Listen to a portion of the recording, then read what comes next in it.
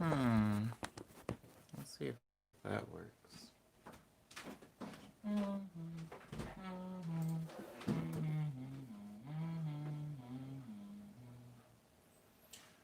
How odd.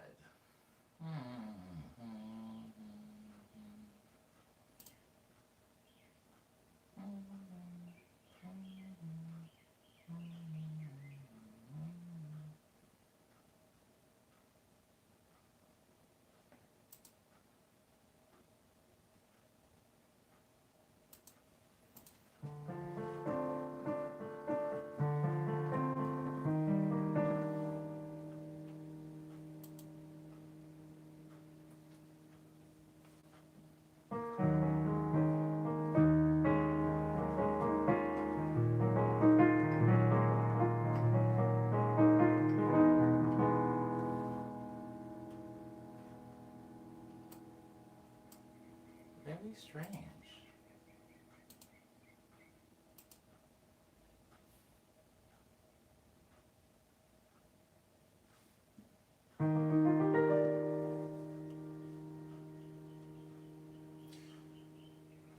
Alright, well, welcome to 239, everybody, again.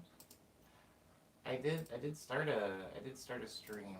I did start a 239 morning medley about 15 minutes ago at 9 o'clock, but it wasn't searchable at all. So I'm starting over again.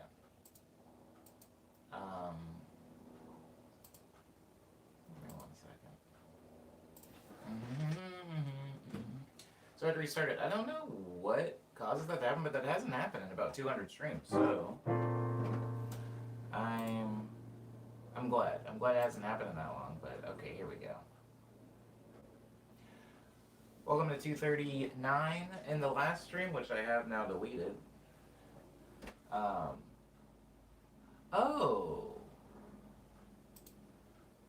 Hey, what's up, Soosayer?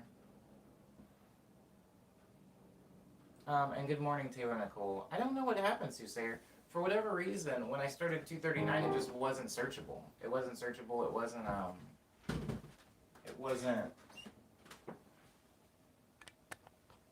It didn't show up in the queue, and it didn't even show up on my page. And so, people were asking, like, when does the stream start? While I was in the middle of it. So, yeah, I felt like I had to. It takes me so long to get this thing perfect. I felt like I needed to change it. That'll do. Now I did in the last stream I did play what's it called? I did play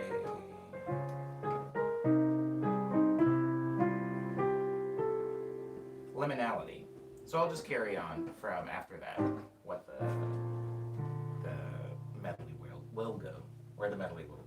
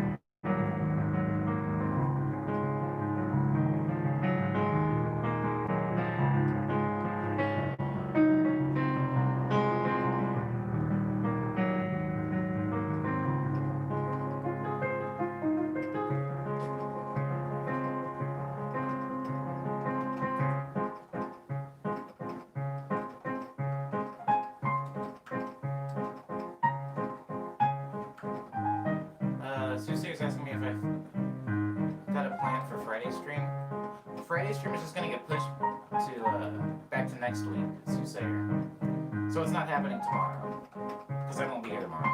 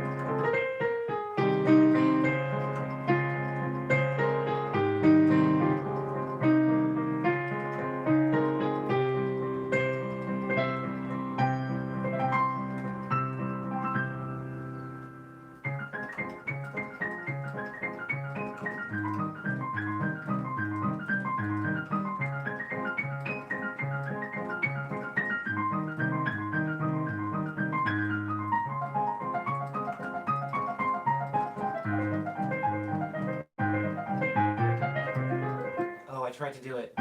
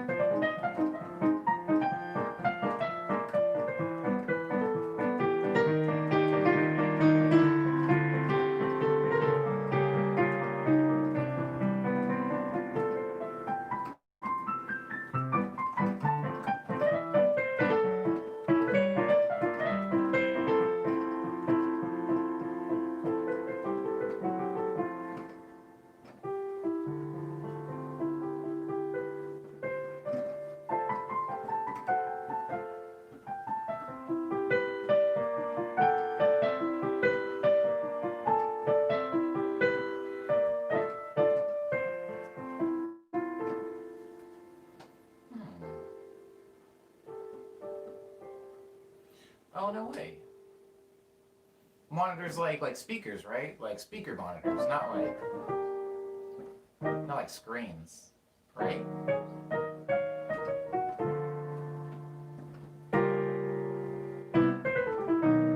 Word up.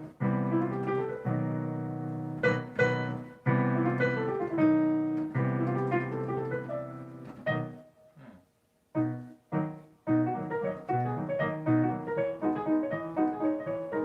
What kind you thinking of getting?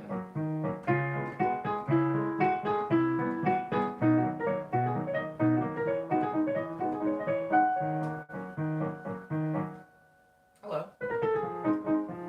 Good morning. Happy Thursday to you too. Hmm.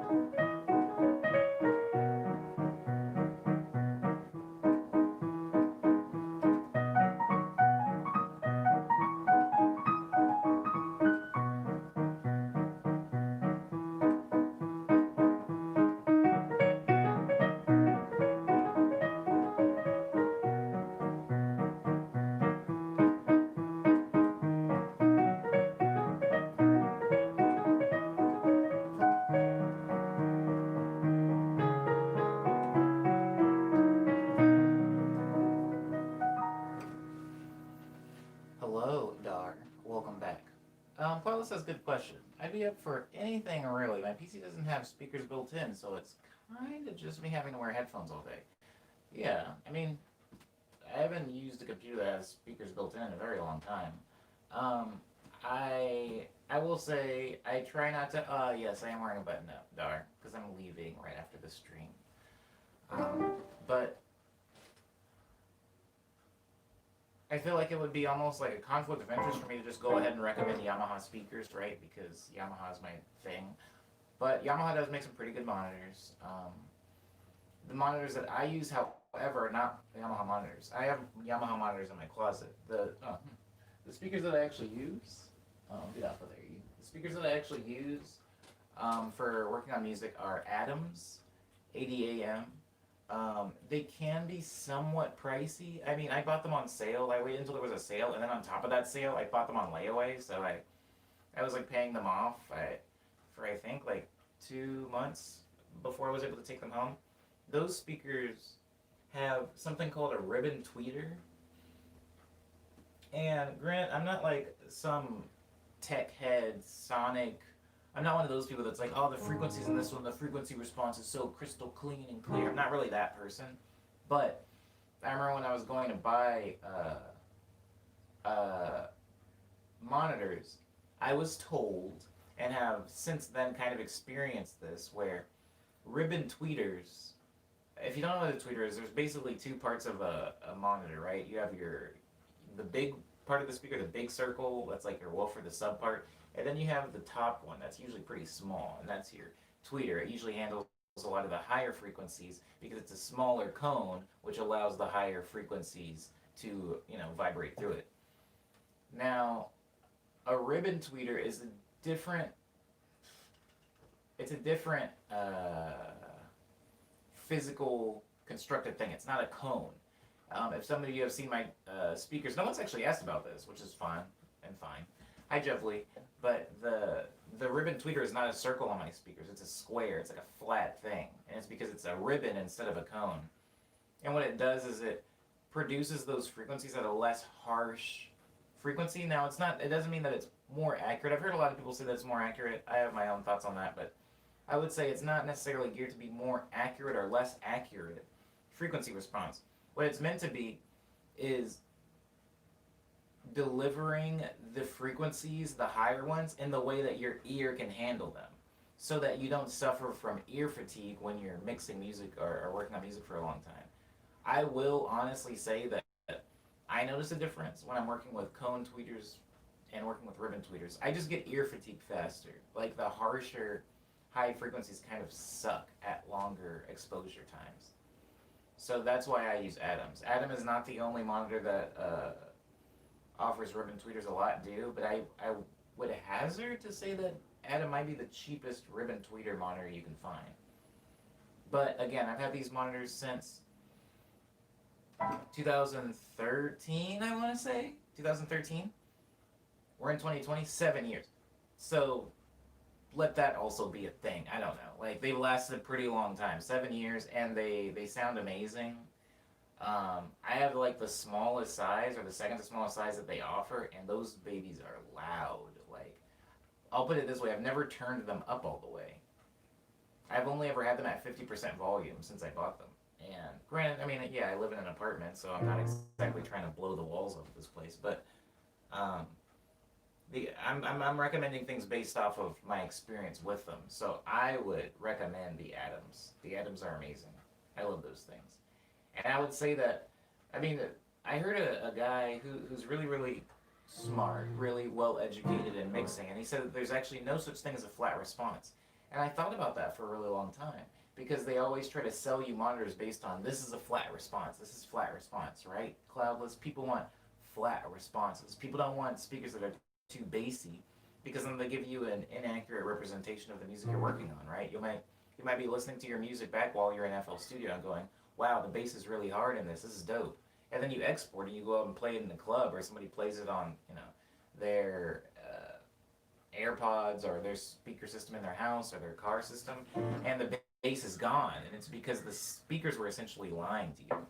And so a lot of people try to sell monitors, higher end monitors, off of the promise that it is a flat response. And I have been somebody that's looked for things that are flat response. Like, even when I'm buying headphones, which is almost never, I ask if the response is flat. And people, salespeople or whoever, will tell me yeah. And another person who knows a lot more about mixing than me said there's actually no such thing as a flat response. And he's got a point there. He says every speaker has its own sound, and every room you're going to be working in has its own sound, and it's up to you, the artist or the mixing engineer or the mastering engineer, it's up to you to figure out what exactly that room and that speaker is doing to your music, and compensate for it. So I would say that my monitors in my room are more mid-heavy, maybe lack a little bit of bass, and I know that. Maybe, do they though? I don't know. What do my monitors do that are inaccurate? I haven't done car tests in a really long time, guys. I feel like I haven't mixed things and had to perform them out in about a year. Hey, what's up, Kid James? So I feel like I'm losing a little bit of whatever it was, like my whole process. Because I used to have a whole thing of like making a song, mixing it on monitors, listening to it on headphones, going into a car, listening to it in the car system, going to a club, playing it live, and hearing how it sounds in the club live before I would release music. And Obviously, I haven't had that luxury lately, so definitely look into the atoms, but also cloudless. Just know that no matter what speaker you pick, even if you pick KRKs, I always like make fun of KRK rockets. You know, the black speakers with the yellow cone. I always make fun of those speakers, but the fact of the matter is, it's not that the speaker's bad. It's just that you need to know what the speaker's doing. KRKs do add a lot of bass to songs. A lot of hip hop producers use KRKs because they love the sound of it. But it is adding something to the song. It's not simply taking your song and playing it to you. It's taking your song, adding a little bit of bass, and then adding it to you. People have the same complaint with Beats headphones. Beats headphones are really good for consumers that are just trying to listen to the new Drake album and want it to like slap as hard as possible. But somebody that's making music, you definitely don't want a Beats headphone, right? You don't want a Beats. You definitely don't want to produce on Beats. Unless you just really want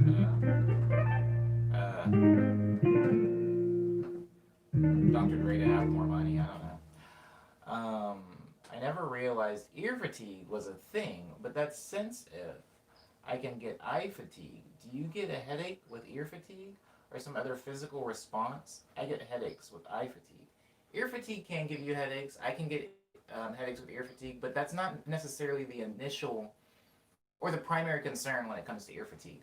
Here's what happens with ear fatigue, Medley and company. Hmm. Ear fatigue. Think of a knife. No, no, no, no. Scratch that analogy. I've got a better one.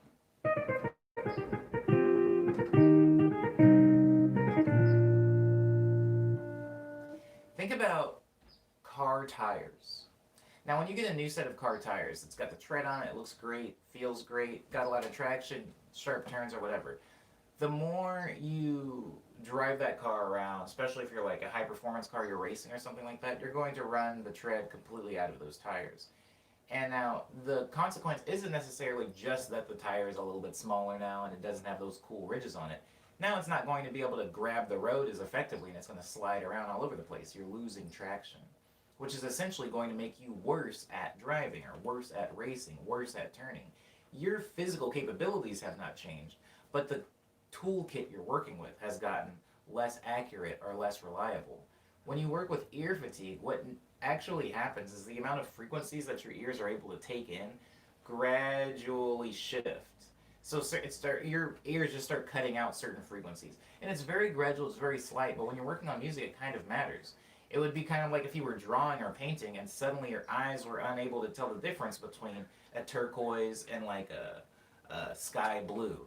It's subtle and maybe doesn't change your technique that much, but it can matter a lot. So what happens a lot of time is when you have ear fatigue, if people don't know that they're experiencing it, kind of like drinking and getting drunk, if you don't know how far you are from your default, it can be kind of dangerous. You can end up staying up until 2 a.m. working on a song and being like, this sounds amazing, this sounds great. And then you wake up in the morning and you listen to it back and it sounds horrible. And it's because what it eventually ends up happening is you start compensating for your own ear fatigue without thinking about it.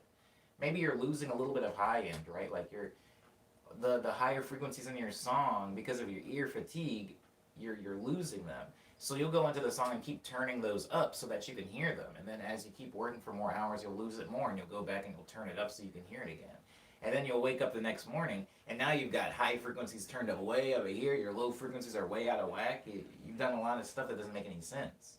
Things will suddenly sound a lot louder or a lot quieter, but usually a lot louder when you come in with fresh ears, Jevly. So that's the primary, and it can give you a headache, it can hurt, but the biggest problem with ear fatigue is just accuracy. There is a way to drive cars with horrible traction, right? You just have to start steering earlier. You have to like oversteer. And then if you get new tires and you try that oversteering thing, you're gonna crash. So, yeah, ear fatigue is a thing. There are a lot of things that can prolong, like delay the inevitable, but you're not going to get around it. Ear fatigue will happen to you. I work on music, right? When you've been in the Friday streams, I'm working on music for 6 hours, sometimes a little bit more than 6 hours, and I've got headphones on, so it really is like it's in my head, the music. And I would say that I definitely start suffering from ear fatigue in the production stream. I'm not too worried about it because I only mix on my monitors after the production stream. But I would say that I started at about 9 a.m. Usually around 2 p.m. I am losing frequencies. I'm definitely losing frequencies in my ears just because I've been working for too long. Um, and there are a lot of times where I'll come back to a song at the beginning of another stream, that I was working at, what I was working on later in the previous stream, and you'll immediately see me open up the mixer and I'm already turning things down and opening up EQs and messing with stuff because I'm just like, oh, I was working off of fatigue. I was making bonkers moves out there. So yeah, good luck with your hunt for monitors, Cloud Liz. I have bought one pair of monitors in my entire musical career, and I'm still using them today. So I stand by those things. Is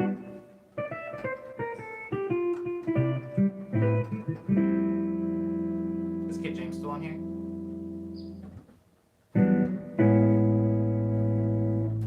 If they are, I'm doing a reflection poll.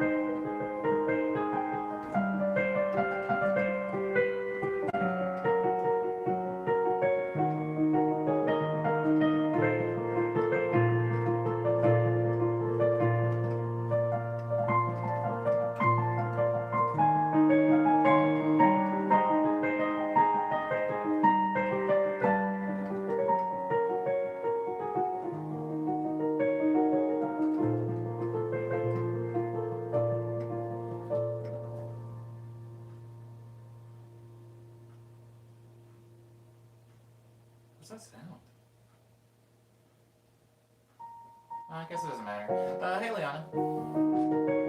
Good morning. Good morning, Ava.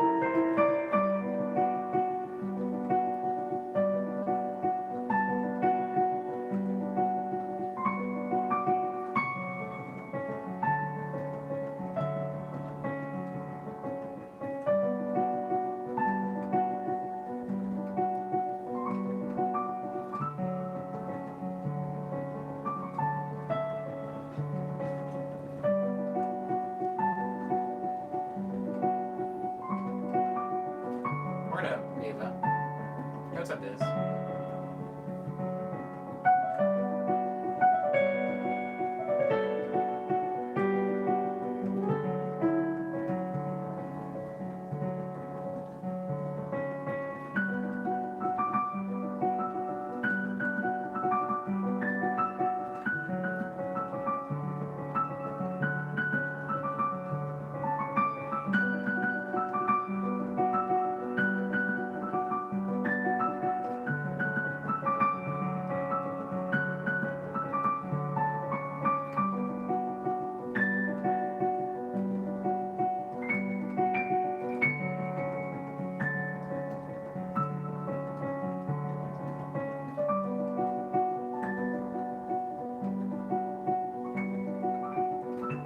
Where's the takeout from, Biz?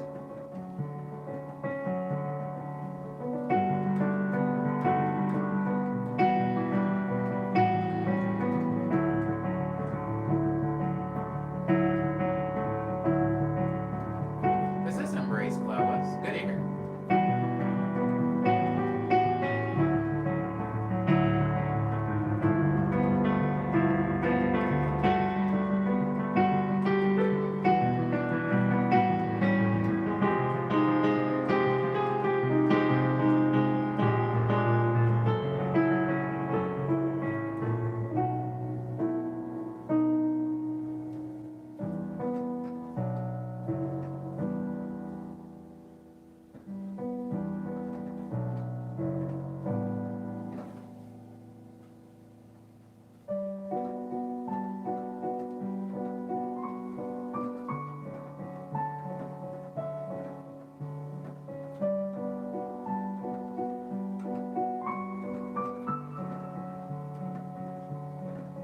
What up, Biz?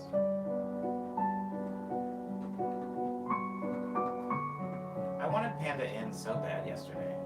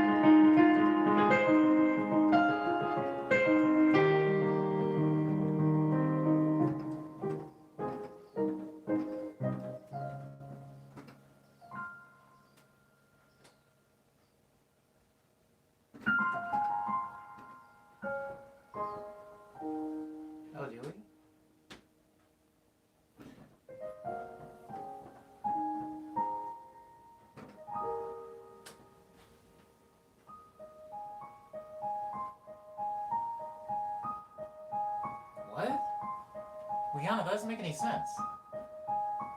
Oh, okay, never mind.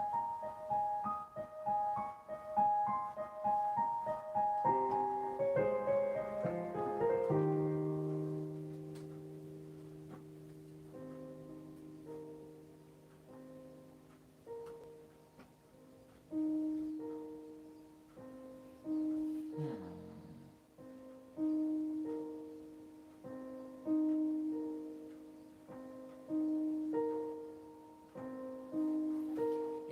Cloudless,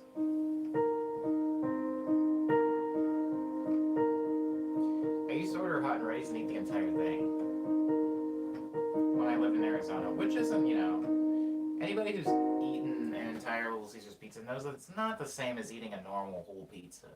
Eating a Papa John's pizza that's the same size as a Little Caesars pizza is, I would say, impossible for a human, an average human. Eating an entire Little Caesars pizza is definitely possible. It's like the pizza isn't as hefty. It's like whatever, right? It's whatever. I used to do that all the time. However, and it always make me sick, right? Because for obvious reasons. I mean, those Little Caesars, I'm lactose intolerant. There's a lot of problems there. But if I get Little Caesars and I just eat like two slices of it, I eat like two slices of it and I chill, and then like go somewhere, do something else, or maybe even have some other supplementary like snack. I'm okay. It's just really hard. It takes a lot of restraint because it's so cheap. And part of me sees it as, okay, here's $5 and they give me a box of food and I'm like, this is my meal. If I have two slices, maybe even three, I'll be okay though, Cloudless. But usually I do. There's usually only one or two left when I'm done eating, and there's eight. So what is that? I'm eating like 5, 6 slices usually. Usually about 5 slices. 5 slices is too much. However, I can't even take my own advice. I'm telling you to do this. Granted, I haven't picked up a Little Caesars pizza in like 2 weeks or something. It's been a while, maybe 3. I don't know. And I never do this. But on the few times where I have, I feel better. And what usually helps me, Cloudless, is I'll have like friends over. Like if I have friends over and I get Little Caesars, and then everybody like takes a slice, I eat less. Or I'll eat less if like there's just people around. I think generally if there's people around me, I will eat less. I don't know if this is a shame thing, or if it's because I want to not appear as a slob, or because I want to remain talkative. I think if I eat a lot of food, I just stop talking to people. I usually kind of just like go into like a power saving and like an energy save mode, I guess. And so yeah, if there's like people around, I have to do a lot of talking. Usually, I'll eat less. The same thing happens in the stream.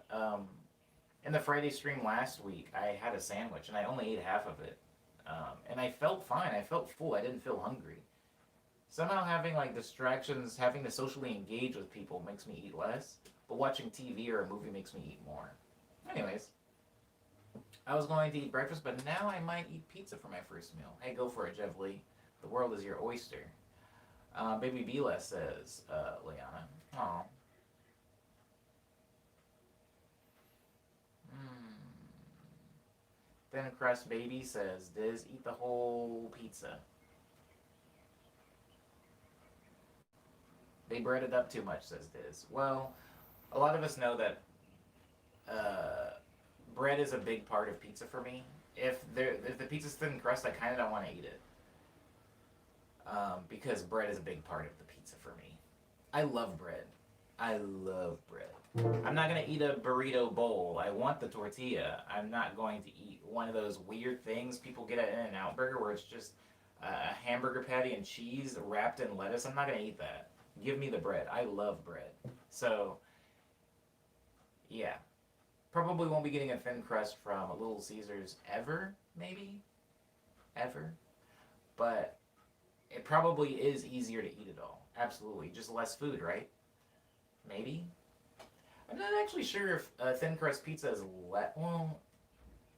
At some places it is. Sometimes I think about that a lot, where I'm like looking at my bread and I'm looking at a thin crust and I'm like, is the only difference between these two that mine's pumped up with a lot of air and yeast and theirs isn't, or is mine actually more bread? Sometimes it's hard for me to make the differentiation. I think that the actual amount more bread that's there is pretty small. Maybe again, I don't make pizzas, so I might be just talking out of from a place of ignorance, but I feel like bread rising, right? There's a lot of air in that crust, and in thin crust, not so much air. I feel like it's the same amount of food as it is. So do I, but I don't. Yeah, I don't have any actual facts to back that up. So, thin crust is generally less bread, but there's more flavor, says Cyber. Ah, you sound just like Mama. There was a place nearby. Was I actually took Kiwi there last time Kiwi was in LA. There's a place in LA called Mama's, or was called Mama Patria's. I I loved I loved that place. I loved that woman, and I remember the woman came up to me because I was gonna order the pizza, and I ordered the regular pizza, and she says, "Get the thin crust," and I said, "Why?" And she says, "How many times have you eaten here?" And I says, "Well, like 4 or 5 times." She was like, "I know you've been here a lot. I see you. You eat lots of bread. You always get the spaghetti, and you get extra breadsticks. We're bringing you bread all night." She says, "I get it. You love bread, but I made this pizza." And she said, "If you get bread, this thicker crust pizza," she says that's going to take away from the flavors of the pizza. She was like, "I want you to taste the ingredients I'm putting in the pizza. I don't want you to taste bread." She says, "I will bring you a thin crust pizza, sir, and I will bring you bread on the side if you want bread that badly. But at least take a few bites out of the thin crust pizza and get the flavor, and then do whatever you want with it after that." And I had never thought about it before that way. Um, I had never thought about it. That bread was taking away from the flavor. Um, yeah, it just never occurred to me. So yeah, if I want a very flavorful pizza, I'll probably get thin crust. I'm not going to lie, as somebody that loves Little Caesars, I would not say that Little Caesars is the most flavorful pizza anyway. So I think getting normal crusted Little Caesars is fine. However, if I'm going to like a New York pizza place, which usually you can't like, if I go to a New York pizza place, I'm not gonna get the Sicilian, right? I'm gonna get the thin slice. And if I go to like an Italian restaurant, now I know I'm probably gonna get thinner things if I'm getting pizza at all, honestly. She's got a point though. The Sicilian doesn't really taste like much of anything but bread. Anyways, I don't know why I can eat pizza, but for some reason I can't eat Little Caesars. Think my area be poisoning me, or maybe I have some sort of dairy thing. Now, Cloudless, I feel like you just opened yourself up for a lot of Little Caesars insults. Somebody here probably goes, "Well, you can't eat Little Caesars because it's not pizza. It's freaking garbage. It's a hot circle of trash." But I will say, Cloudless, Little Caesars varies so wildly from location to location. One of my biggest gripes with Little Caesars is that, hello everyone, is that you can get Little Caesars in Hollywood and it's disgusting, and then you can go to Echo Park and it's like okay, then you can go to East LA and it's like pretty good, and then you go to Phoenix, Arizona, not just the city of Phoenix, Arizona, like South Phoenix, one location is decent, like one other location it's always like the bottom's really like crispy and weird. I had Little Caesars 3 times in New York City. I know. New York City's got amazing pizza. Omni, why would you eat Little Caesars? It was more so of an experiment. I did get plenty of good New York slices also, but I ate Little Caesars pizza. And the first one that I went to in Brooklyn, was horrible. I didn't finish it. I had one slice, and I was like, this is so disgusting. I've gone to Cece's Pizza. I've gone to like pizza buffets that had better actual trash. And I was actually sick for the day. Like, I couldn't do anything for the day. I remember I had to go back to my homie's place and just like chill. Like, I felt disgusting.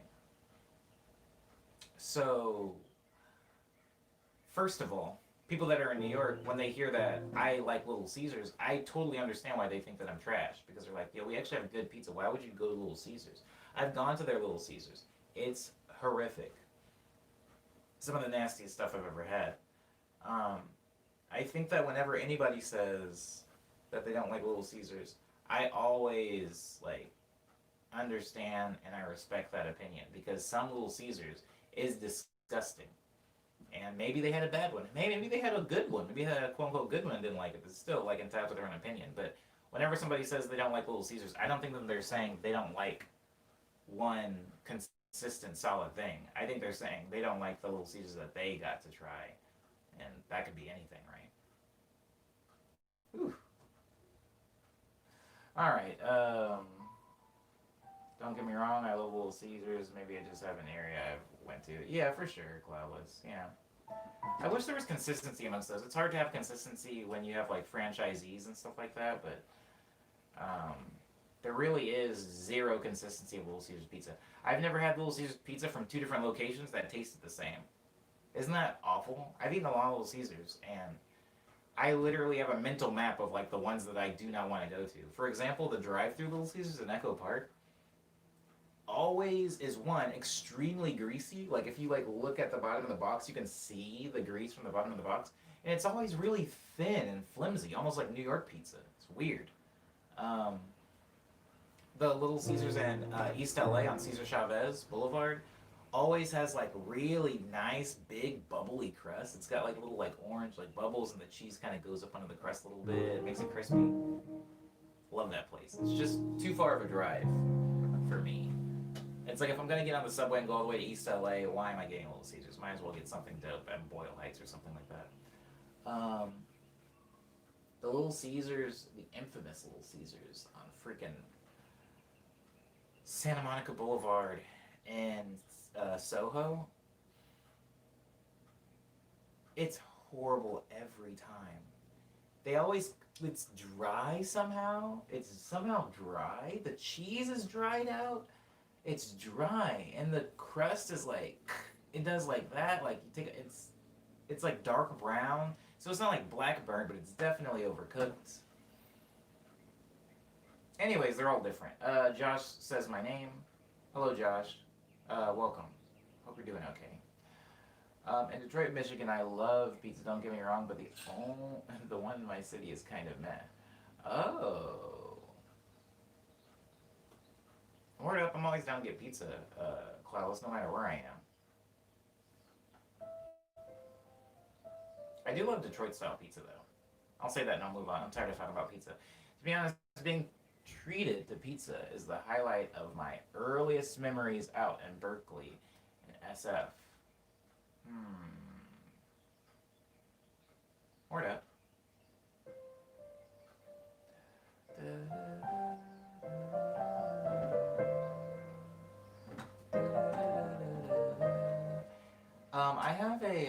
I have a theory about pepperonis that are cup shaped like this. I've talked about this in the stream. Pizza places that do the pizza where the pepperoni is like little cups of grease always taste sweeter to me.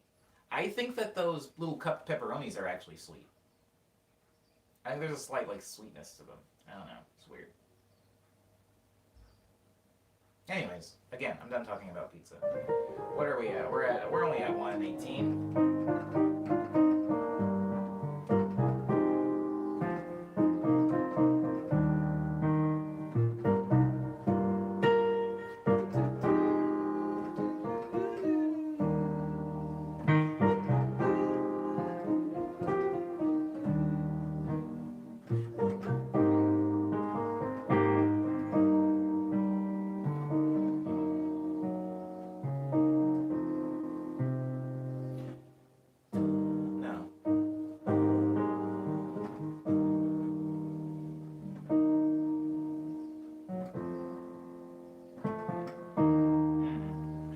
Whenever I play, what is that chord progression?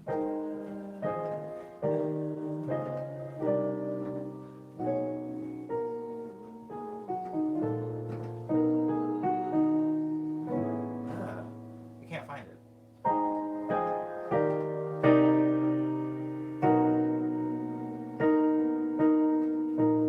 There it is. I like that, but I don't know what song to have that on the end of. Because it fits for like. No,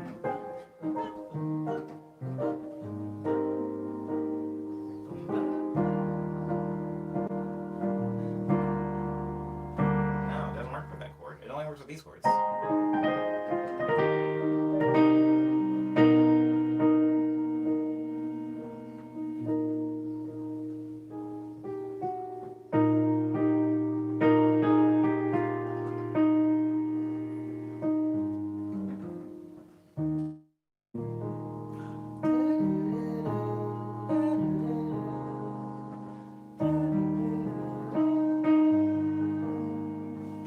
Maybe. I'm making like They've been making like Lifetime music for the past streams. Like Lifetime, like the TV station. This plays trash movies. Do you know how to read sheet music? Asked Josh. Josh, I do not know how to read sheet music. I'm surprised you've been in this stream this long, this many times without knowing that. No, I don't know how to read. I'm illiterate. I thought you were tired of Bon Bon. I'm always tired of Bon Bon, Liana. Sick of that song. The song's garbage. One slice is the size of a paper plate, says Cloudless. Yeah. I feel like every city has their big slice pizza place. Don't get me started on Big Mama and Papa's Pizza here in LA. They have a pizza that literally couldn't fit in my apartment. We had to do it sucked. The pizza could it could fit in the apartment, but it couldn't fit through the door. And I didn't want to do this and put it through the door because I knew the second I did this, the pizza was gonna do the thing. The pizza is about as wide as a little bit wider than this keyboard. The pizza box, it's like about here, and then the same width. It's huge. They have to put it on top of the car when they come and deliver it because obviously it won't fit inside the car. They have like this weird cage thing they have on top of the car, and it wouldn't fit in my apartment. So we all just ate it outside. I was like, I don't want to turn it sideways, guys. So we all just went downstairs and we're like sitting in the cul-de-sac and like opened it up and ate it down there. Why do you think Bon Bon is garbage? Josh, I was making a joke. The reason that Liana said that I was tired of Bon Bon is because Bon Bon is encroaching on its 6th anniversary. It's a pretty old song, and I have had to play it a lot.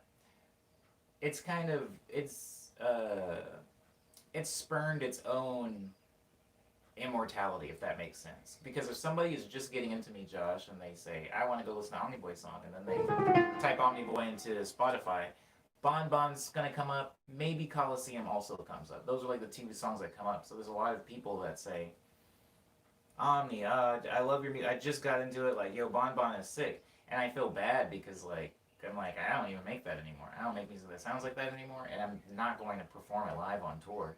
It's kind of a song I've officially moved past. I'm kind of like dead on it. Sometimes I'll play it in the stream when people request it, every now and then, because the chords are fun to play. But the song just isn't really indicative of anything I'm trying to do musically now.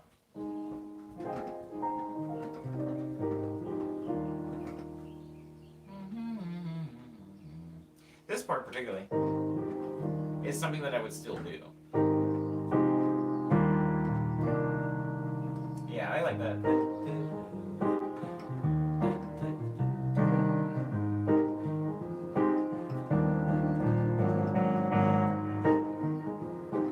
But particularly that intro part.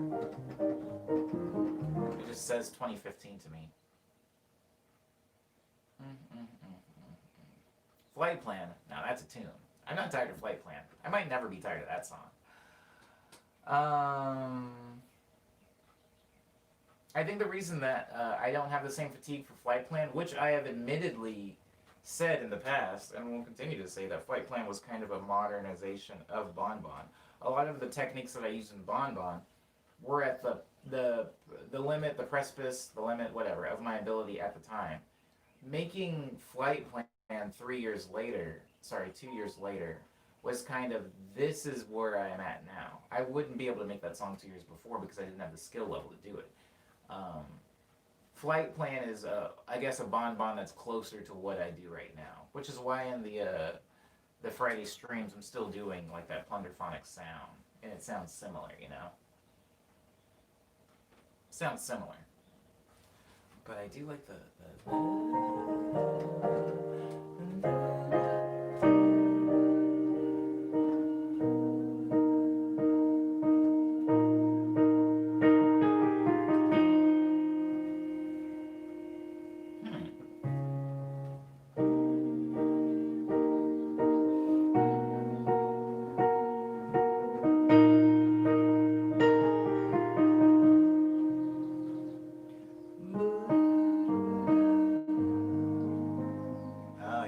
that's Lifetime, baby. Stuff like that.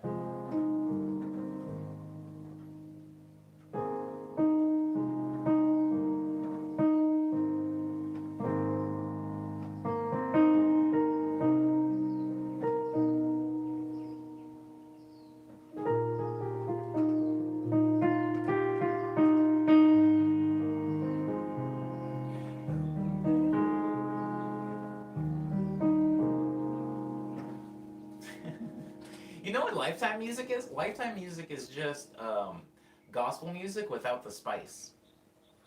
It's like contemporary Christian music.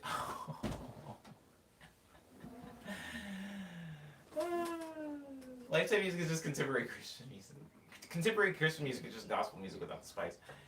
Music that you are playing right now has more longevity and marketability than Bon Bon. Oh, says Diz, coming with very factual takes that nobody wants to hear in 2020. Nobody wants to hear that, Diz. Nobody wants to hear about marketability. Let the weebs have their fun. No, I think that whenever I hear something that I made in 2015, I think that I was just trying. I was making music almost in a vacuum of just my head. You know, I was like, I like anime. I like video game. I'll make a song that's video game anime sounding, and it'll be good for me. And then I'll listen to it on loop in my bedroom, and I'll do a little jig. I don't care who else likes it. And then I eventually got to a point where I had to perform music for other people that weren't I don't know, at Anime Expo or at Fanime or at whatever anime convention I was performing at. I had to perform for human, and I would queue up Bon Bon, and it would start playing, and I would get to the big, the drop of Bon Bon, and I'd look out in the crowd, and I'd see somebody dressed like Inuyasha doing the Dougie, and I'd see somebody that was just wearing like a polo and jeans, kind of look at it and go, I don't like this. This I don't like so much. But then, when I started playing more like, publicly conscious music that was like, this is good for me, but also this makes sense for the casual listener, I was able to, find a happy medium. A happy medium for me. So I don't really play Bon Bon at shows anymore. I don't really identify with that nice dream sound, but it is very good, and I'm glad that I made it. I think about this a lot when it comes to artists, right? Like somebody that's really far on the outside of the spectrum, maybe Igloo goes, like people that really get into Igloo goes. But I think that somebody like Lewis Cole, who I mentioned so often in the stream, I gotta come up with more names.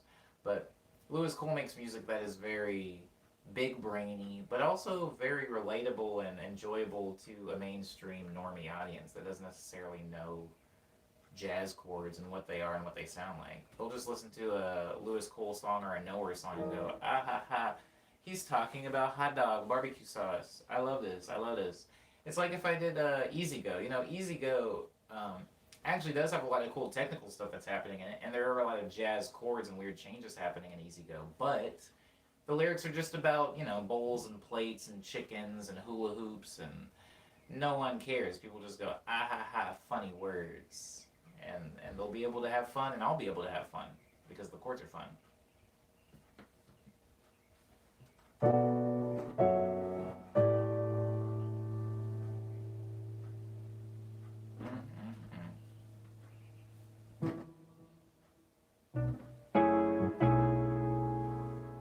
Ooh, you love it. You love it. You love this.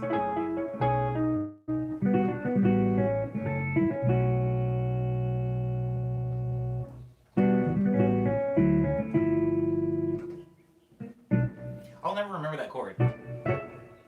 Doo-doo. I won't remember those. Yeah,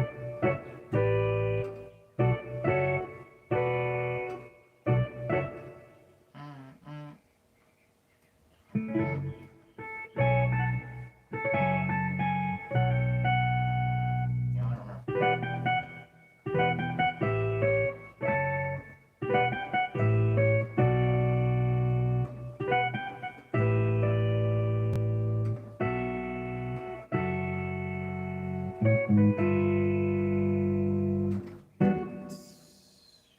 Wow.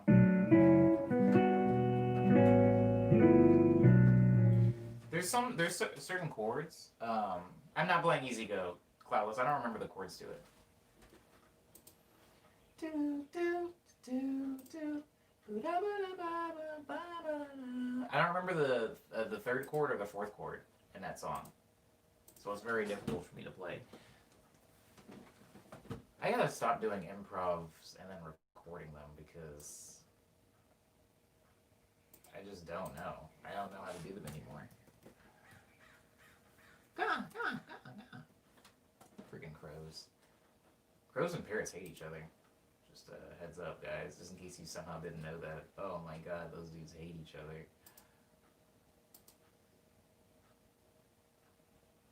What the heck was I doing? Oh, well, there it is.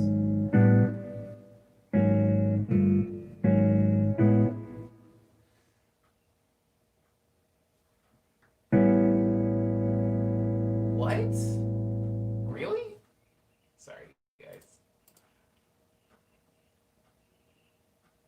No. No.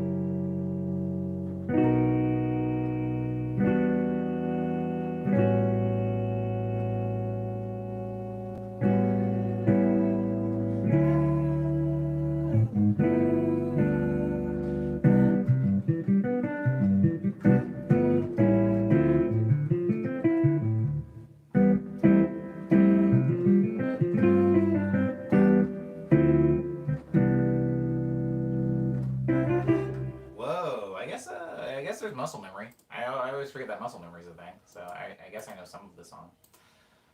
How do I get rid of this? How do I get rid of that? Oh, ignore that, everybody in the chat. I don't know why that happened. I don't know how to get rid of it. That's chicken soup, says Josh. The name of that song is Easy Go, Josh. The song is called Easy Go.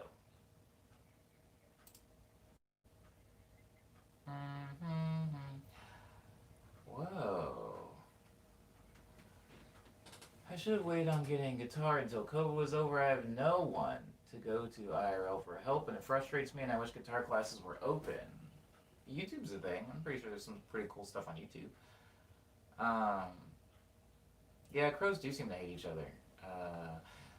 Liana Josh says, no, I don't listen to Bon Bon. Nice stream, because it's the only song I've been listening for the past month for 5 hours straight. I don't listen to Bon Bon. Word.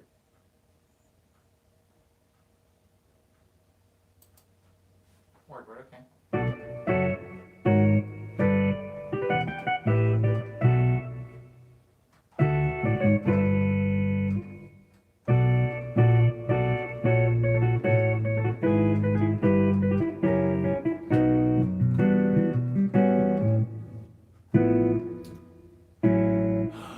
Start it over. Start it over. You know the rules.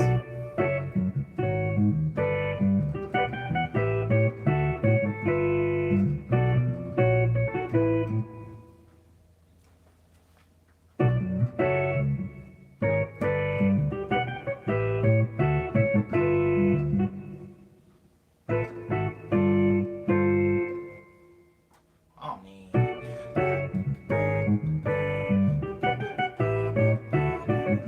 There we go.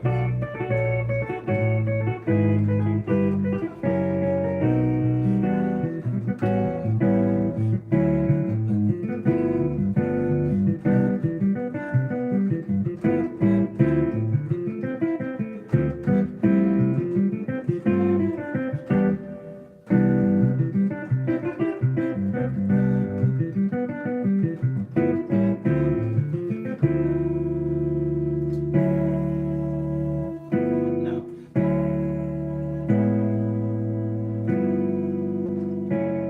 Those are Venomate chords.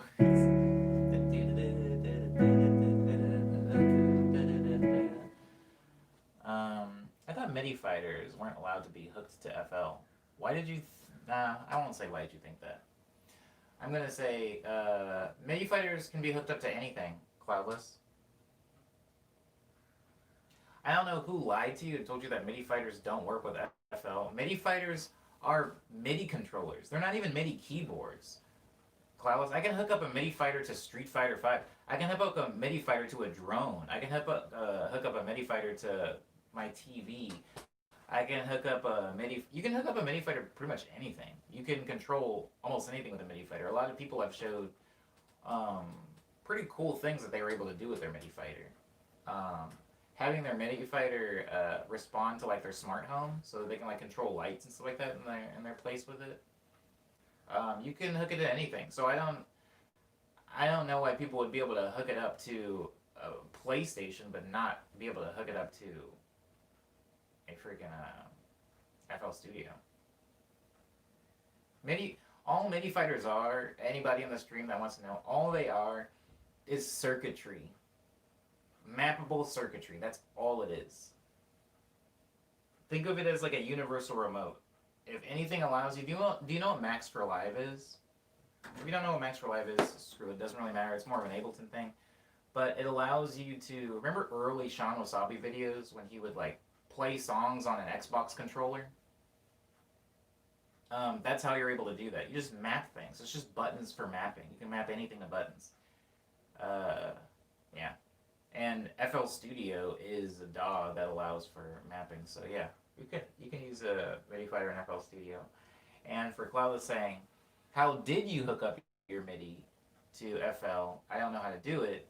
There's a lot of information on the internet on how to do that. Like if you type that exact thing into Google, I'm sure you would get a lot of very, very helpful hints on how to do it. But honestly, if I take my MIDI fighter, Cloudless, and I plug a MIDI cable into one end and I plug the other MIDI cable into my computer, now I can use it in FL Studio. I just open FL Studio and I press the buttons and they respond to things on the screen. Now if you want to do more fancy things like light shows, it does require a little bit of routing. You have to go into the MIDI menu in FL Studio and set your ports so that it will respond to certain things. But if you're just trying to use it as a MIDI controller, yeah, you just plug it in. It's like a MIDI keyboard. Play us on an Xbox controller, says Erwin. Yeah, I mean, you can map things. You can map things, guys. So like, anytime I can hook up, Erwin. You were in the stream when I was doing chopped vocals. You can hook up a keyboard to FL Studio, and then you can map, I don't know, a bunch of dialogue from the movie Beauty and the Beast to the keyboard. And if I hit this key, it'll play this line from Belle, and if I hit this key, then it'll play this line from Cogsworth, or whatever that clock's name was. You can just play anything because that's how computers work. There's actually a really funny thing that me and my friend in high school used to do is we would take our keyboards, because you can buy you can buy blank keys, and anybody that's spent a decent amount of time on computers, like Liana, knows that you don't really need to look. You kind of just know where things are. But we would replace the keys in the school keyboard with blank keys, and the kids were lost. And I was like, oh, these dimwits don't even know where the K key is. It's like pretty, you know your home row, you know how to find stuff. But we would do that because it was funny. But you could also go deeper into the circuitry of the keyboard and just move stuff around, right? Or when you could move the K key response to be where the W is, and whenever somebody hits the W key, will hit a K. It completely throws people off. It's a fun prank to play on people if you have a lot of time to kill and you're a kid and don't have a life. But that circuitry can be emulated through software, right, Erwin? Like if you click something, it's information that's traveling. If I hit this key, this is not a piano. There's not an actual string inside this computer that's a hammer's hitting. It's information. It's sending data. And so if you are able to go inside of the software of a keyboard and move those data responses around, you can make it so that instead of this key sounding like this, it will sound like that. You can change stuff around. So think about a MIDI fighter the same way. A MIDI fighter is literally an empty keyboard that's basically saying, okay, tell me what to do. It doesn't have notes in it. It doesn't have sounds in it. Unless you hook a MIDI fighter or a MIDI keyboard or a MIDI tool into a computer, it won't do anything. You'll press buttons all day. It doesn't have speakers on it. It doesn't create sound. All it does is tell the computer what sound to make. And if you tell it to make the sound of a dog barking, or you tell it to make the sound of the entire audio from the B movie, it'll do just that. So you could do that same thing with an Xbox controller. You could do that same thing with a Beatmania controller. You can do that same thing with a DDR pad. There's a lot of people that'll like perform a song in Ableton on a DDR pad. They'll use like the DDR like up arrows and stuff like that to trigger sounds. You can do things like that. That's just one of the beauties of working with software versus working with an actual analog instrument, because MIDI exists. So yes, Erwin, quite a while ago, Sean used to make videos of like playing a song on an Xbox controller, or just basically anything that you can plug into a computer that has buttons on it, right? He actually did something even more recently where he had specific circuits and diodes that he had like hooked up to like plugged into fruit, and then when you touch the fruit, it would make a sound. You can do it a lot of different ways, and that's a thing that's been around for a while. People used to um, open up like soundboards and then have certain sounds or even full on tracks like plugged into a grape.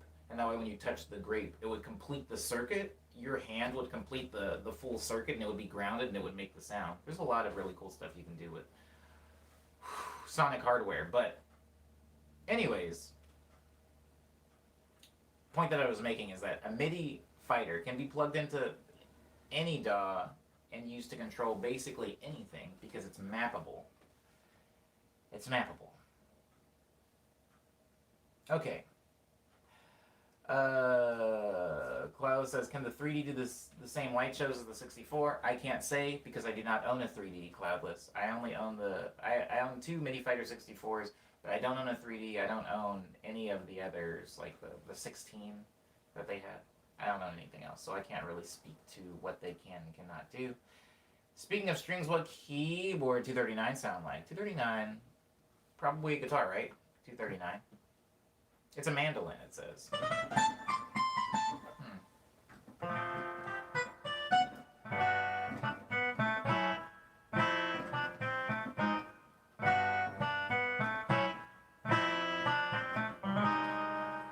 I think the utility lied to me, says Cloudless. It says it connects to Ableton and Tractor. For the 64? I'm sorry. Oh, then I apologize on behalf of the utility. It does connect to Ableton and Tractor. But I think Cloudless, when it lists things like that, it's not saying exclusively. I think it's almost like telling people, it's like when people are trying to sell a smart TV, and they're like, comes with Apple TV, and comes with Netflix already installed. And it's like, yeah, there's also a lot of other things in there. But I think it's trying to appeal to like the mass regular normie brain person that's like, well, how will I be able to watch Netflix on this new TV? My Roku box won't plug in. Like, I think they're trying to appeal to those people. And I think that since a lot of kids that first get into production get into Ableton because that's what they think everybody has to use, I feel like when a kid is like, I want to be producer DJ, they get a MacBook and they get Ableton. And then they're like, yes, now I make music. Now I am a musician. When in essence, you don't really need a MacBook or Ableton to be a producer. And so I think the MIDI fighter trying to sell to as many people as possible is probably just saying like, hey, it works for these things. Hey, Tractor, all the kids that can't use like CDJs but can use Tractor, it works for this. It works for Ableton, the things you like. Pairs well with Frosted Flakes. I think that you're just trying to sell it to as many kids as possible. But it's not exclusive. It connects to Ableton and Tractor, but not exclusively. I don't know if it says exclusively in the utility, but I would bet money that it does not. Cloudless says, I think I'm one of those kids.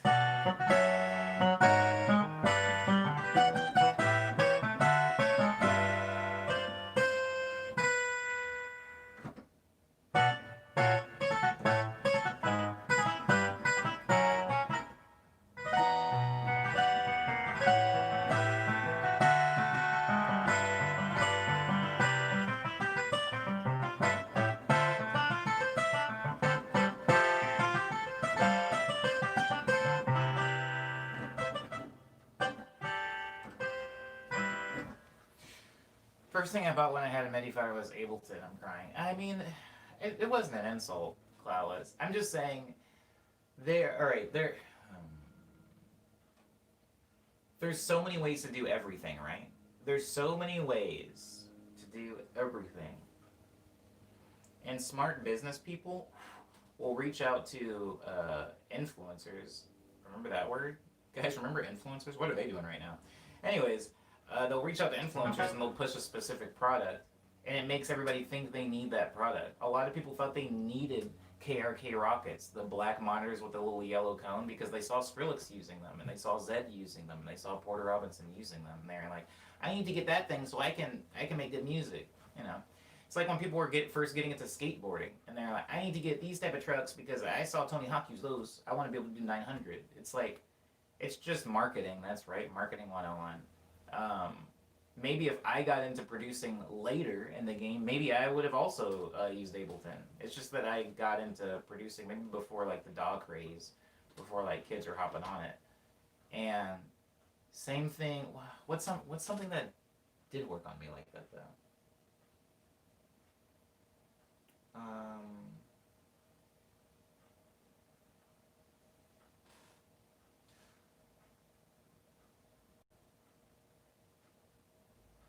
it's definitely worked on me. I'm trying to think specifically for artistic stuff, right? Not like just rant like, oh, I want Crunched Rap Supreme or whatever. I'm trying to think of like a time it's worked on me with art tools.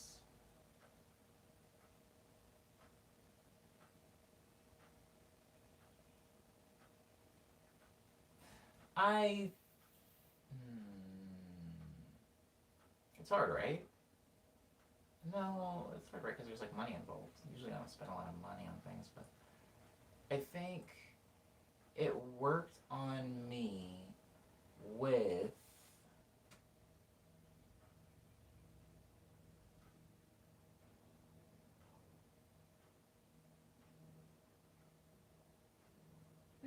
no. You know what it did work on me with? It worked on me with DJing actually.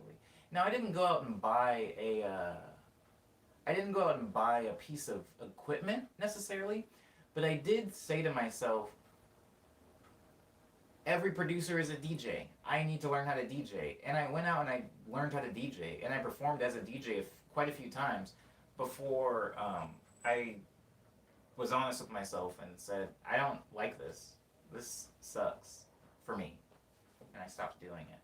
But yeah, it definitely worked on me. I was just seeing a lot of producers that I liked. You know, I was seeing people like Wolfgang Gardner or people like Mort Fusting. I was seeing Calvin Harris, producers I loved, songwriters I loved, go on tour, and then they would hop on a pair of CDJs and they would sit there DJing like 90% of the music wasn't even theirs. And I was like, oh, I guess that's just how you have to do it. That's the only path. When in actuality it wasn't. You know, it was just very, very easy. Um, you could make music on a $5 toy Casio keyboard if you wanted to. Amen is Beats headphones in a nutshell. Ooh, this is coming with the truth today. I hate that this is starting to sound like me again. I actually have equipment for it and never used it. Thanks, Cyber. Yeah, please remember to like the video. I will say, none of this is hate and none of this is shame because it happens to all of us. Everybody, never shame anybody for their entry point into something, right? They get into it the way they get into it, can't be helped. But the way I see it, a lot of people don't have the luxury to get into something organically. A lot of people, especially now with all the visibility, a lot of kids aren't getting into things naturally through osmosis. You know, it's not like a homie hands them something like, yo, you ever heard of this? It's Pokemon Yellow version. The Pikachu follows you around, man. You gotta give this a try. It's just like the TV show, man. And it's not just like the TV show. It's not just like the TV show. It's nothing like the TV show. They sold it to me saying it was like the TV show just because Pikachu was there. Misty still doesn't follow you. Brock still stays at the gym. What was my point on this? Everybody has a different entry point, and I got into you get into things because like a friend recommends it to you. You get into it because you naturally have like a deep interest in stuff. But I feel like now so many kids are getting into things based off of like what they see on the internet, and I feel like I'm not saying it's less genuine. It's just a different entry point. But I feel like it becomes by default more informed from the outside world than it is from within. For example, a friend gave me a copy of FL Studio 3, and I had no context of what it could do, what I was supposed to do with it. I just messed around in it, and I had a lot of fun. And a lot of the skills I know today, I was able to gain through just gradual interest and curiosity, as opposed to a YouTube tutorial. Both are very valid and genuine, but one I feel like is a little bit more personal than the other one. And so you like wanting to be a producer and getting like a MacBook or Ableton or a MIDI fighter, I wouldn't say that that's anything you should ever feel ashamed about or you know, don't take it as like an insult that I'm like mentioning those people, but it is a thing, you know. Like you are definitely a part of a market. Like they're trying to sell things to you and it's working. In the same way that people try to sell monochromatic things to me and it works. Anytime there's a thing, guys, anytime there's a thing, and then they come out with a version that's white when they didn't have one that was white before, or they come out with a version that's black where they didn't have a black version before, I want it. If I have the thing, I want now I want that one. I want that version of the thing. It used to be all black, now it's white. Like if they, I have my Atom monitors, right? We were just talking about monitors earlier on the stream. If they came out with a white version of these Atom monitors, I'm figuring out some way to trade mine in, and I'm figuring out something because I want the white ones. I want the white monitors. I remember when the Xbox 360 white version came out. I had to have sped. I had to have been going at least 15 miles over the speed limit to get to GameStop. I have to tell the people they need to know, says Diz. The entire point of the stream was just for to get that. It was just no, not at all. But it doesn't. It does. It does. It's nothing like the show. I mean, Yamaha has white monitors. White is too distracting as far as monitors go, says Diz. Interesting. Is the color white distracting to you? For you? Yeah, that's fair. That's fair. That's fair. We're all distracted by different things. We're all distracted by different.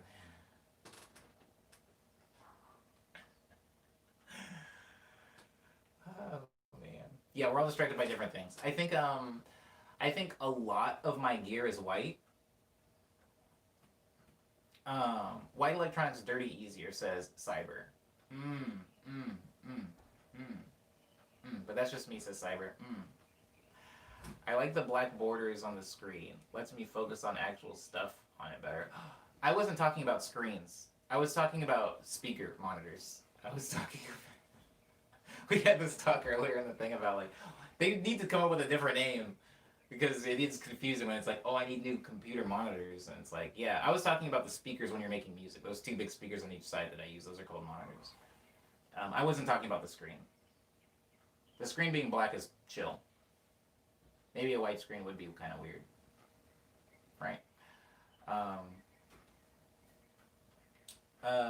But Cyber brings up a good point. I was actually talking to my roommate yesterday because one of my controllers for my PlayStation just broke, and it's like kind of sad, but I mean it's pretty old, and I've had a long time. It got me through some good times.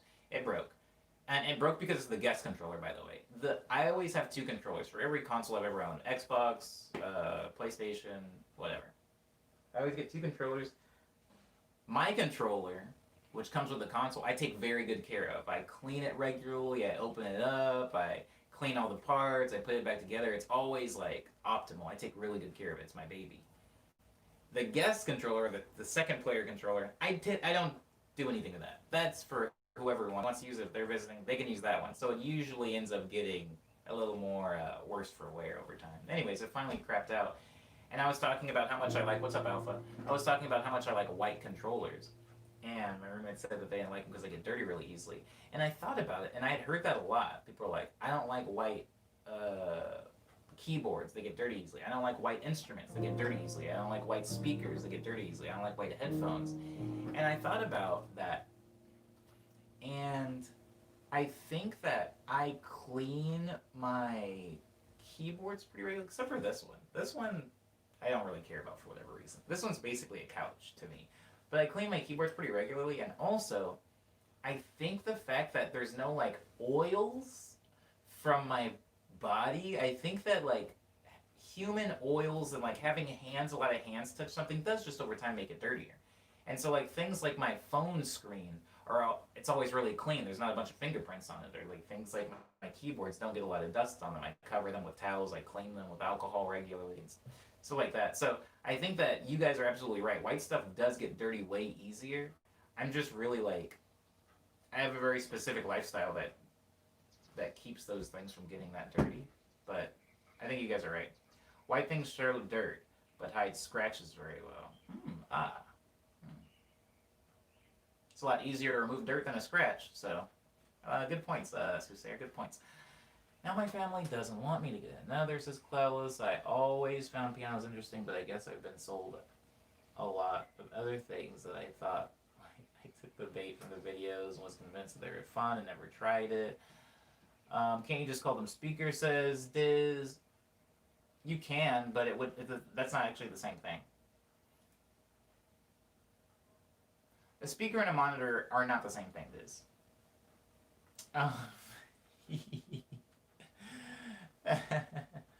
Yeah, if you're visiting me, you need to bring your own controller. Or you can play the guest controller, but nobody touches my controller. My controller is my controller. Nobody touches my controller. Nobody uses my blender. Nobody uses my controller. I have my things. I don't like people touching my things. Want me to get another tool until I learn how to use the others, and me not knowing I'm not interested in those tools anymore. That is really sad, Cloudless. I hope you find some way to turn that around. I mean, if it works for you, it works for you, but it's not a really good habit to have to constantly get things and not explore the things. I've dabbled in that a little bit, where I would just kind of collect cheap stuff on tour, and I would get back home, and then I had like an ocarina over here, a melodica over here, an accordion over here, and I was just like, I'm not really using these things, am I? And I don't exactly have some big house to store them all in, so I started needing to cut back on that a little bit. Monitors are a type of speaker, but not all speakers are monitors, Diz. Yes, I was about to get to that, I just wanted to get to the bottom. Diz, monitors have a very specific purpose. You use monitors to make things. You use speakers to listen to things. Now, I know you might say, well, both have a speaker in them, you can listen to things through both. But monitors are for making music, messing with sound because their response is a little bit different. Speakers are for like watching movies, playing video games, listening to the new Drake album, whatever. And that's why you don't just say speakers when you're talking about buying monitors. If you go to a store and you say, do you guys have any computer speakers? They are going to take you to a completely different section than if you say, do you have computer monitors? In fact, some stores don't even sell monitors. You can go to Walmart and buy computer speakers, but they don't sell computer monitors. You can go to Guitar Center and buy monitors, but they don't sell computer speakers. But yeah, I think that, but calling a screen a monitor is, I mean, yeah, I wouldn't say screen either. I wouldn't go to a place and say I need a new computer screen, because you just don't call it that. But yeah, I don't know. Has anyone broken your rule and used the controller and or blender? Yes. There were consequences. But yeah, 3 roommates ago, one of the roommates, after I said no one uses the blender but me, uses my blender. And we had a very, very long talk, and the next week they bought their own like Fruit Ninja or whatever. They got something else. Anyways, but yeah, somebody has done that, and also, usually what I'll do is I'll keep the things, if it seems like it's a recording problem, I'll just keep the thing in my room. Like, I'll keep the blender in my closet, and then when I get ready to make my morning smoothie, I'll take it out, use it, wash it, clean it, dry it, put it back in my closet. Same thing for my, like, PlayStation controller. Usually my PlayStation controller is in my room. You guys might have seen it sometimes, like, sitting on this, desk, and then when I'm playing video games, I'll take it out in the living room, play video games, turn off the PlayStation, bring it back into my room. I just think it's easier that way. It's just kind of like if you live in a house with like a family and you don't want anybody to eat your food or whatever, your chips, and so it's just easier if you keep it in your closet. And then Jeff Lee says the way I'm hearing monitor, it sounds like a monitor is a generic term for output devices. Ooh. Jeff Lee, a monitor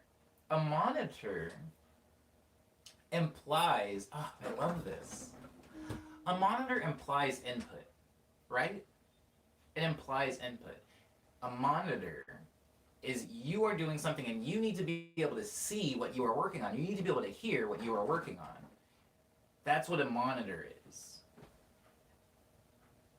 That's what makes it different from all of its other auxiliary things. Like a monitor is different from a speaker because with a monitor you're working on something, you need to hear what you're working on. And a speaker, you have no input, you're just listening to playback. A monitor screen is you need to be able to see what you're typing. A screen is just kind of something that you're watching and not necessarily having input to. This is the difference. A monitor is like you need to monitor your own input. That's why when bands are playing up on stage facing the crowd and there's monitors facing the band. The band can hear what they're playing, but you're hearing something that you have no input on. Essentially, these speakers can be the same thing, just depends on what. It's a 180-degree difference, what direction they're facing. If the speakers are facing the band, they can hear their input, it's a monitor. If they're facing the crowd is just hearing something they have no input on, it's a speaker. But you were very close, yeah, Jeff Lee, that a monitor is, output devices, but that you have input to. An output to your input.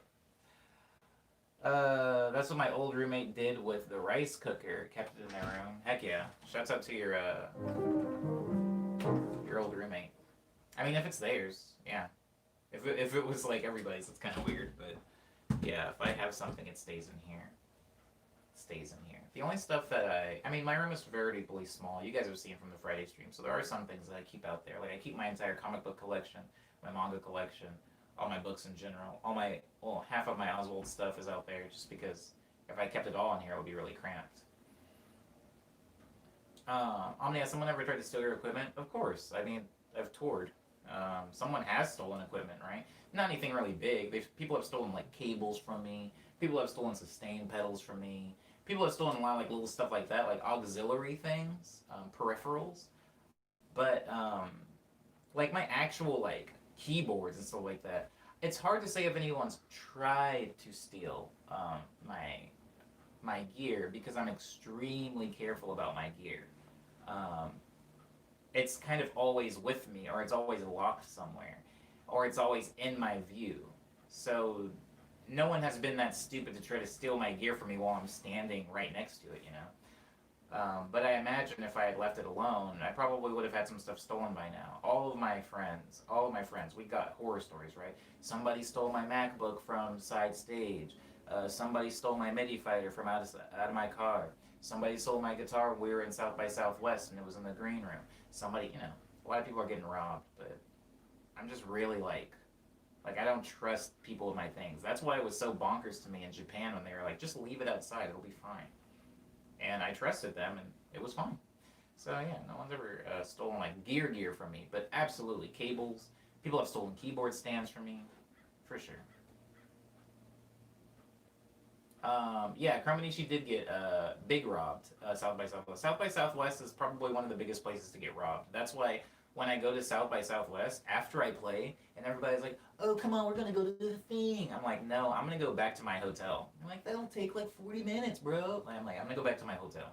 I'm literally carrying like $2,200 worth of equipment. I'm going back to my hotel. I'll meet up with you guys later. I'd rather be late to the party than get robbed. And so, yeah, I don't really trust people with my things. And every single time I have to tour and we have to get on a plane, I get scared as heck. When I'm sitting at a baggage claim waiting to see all of my instrument cables roll up, just like, oh my god, please let everything be fine. It's always very stressful. But, yeah, no one's ever, like, stolen one of my keyboards. Good question, though. I feel like if you are making music, you need to monitor what you are making through the speakers. That's what my headspace was in. It's a good headspace to be in, Jeff. It's a good headspace to be in. You were absolutely correct. 3.5 hours. I mean, honestly, at South by Southwest, if you have to get to your hotel and then go back down to like 6th Street, sometimes it can take like upwards of an hour depending on where your hotel is. South by Southwest is wild, or at least it was when I was going. I remember someone saying how people took a bunch of instruments out of someone's truck and people just watched. Yeah, no one's gonna stick up for your stuff. Legit, you can leave your gear and your like open laptop in a green room, and somebody that nobody recognizes could come in that green room, pick up your laptop, and walk out. No one's gonna stop them. you can't trust other people. You gotta be on your own stuff. Because heck, I wouldn't probably even be like that. I'd be like, oh wow, they're getting robbed. That sucks. I should have been more careful. You know, I'm not gonna get stabbed over somebody else's laptop. There was something I was gonna say though. There was something I was gonna say. I was on something before Cloudless asked about the theft. Keeping things in your room, buying your own things.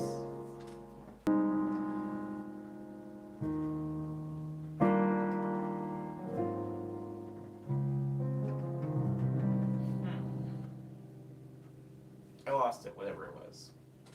Whatever it was, it's gone. It's gone forever now.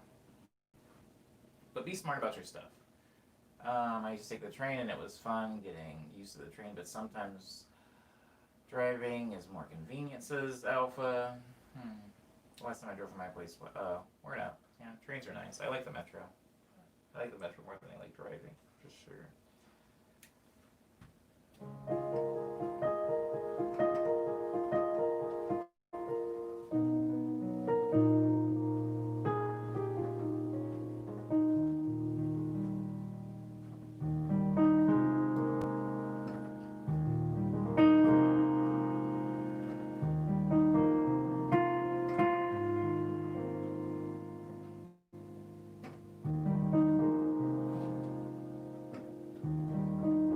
Can you see without your glasses? Are they needed?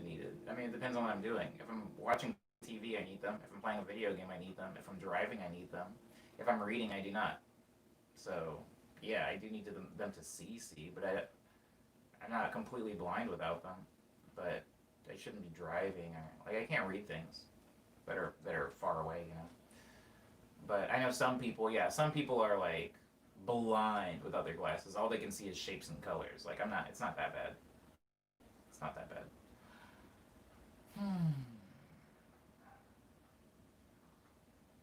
Hey! Kill that headache, Ava. I mean, 80% is still pretty high, but I'm glad that you got it down a little bit.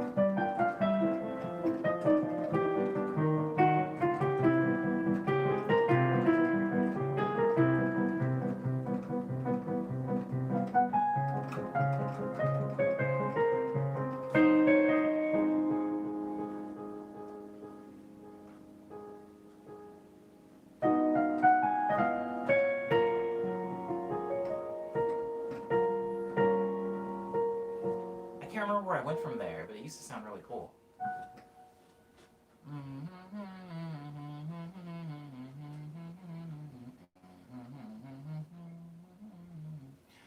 I got so much schoolwork to do in a matter of a week, says Cloudless. I hope you finish it all, Cloudless.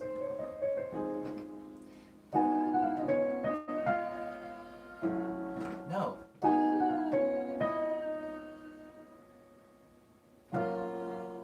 I don't want to be there.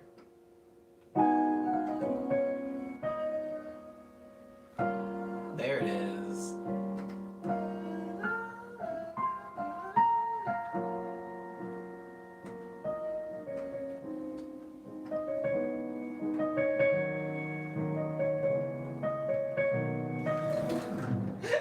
It's so funny when you like can't find the chord. It's just a bunch of horrible harmony. Okay.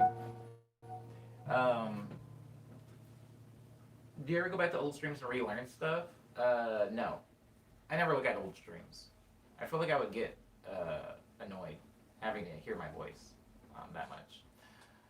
But no, I don't really go back. Sometimes I'll go back to old videos, like if it's just a video of me performing, and I'll learn old things. But I haven't really dug into old streams at all.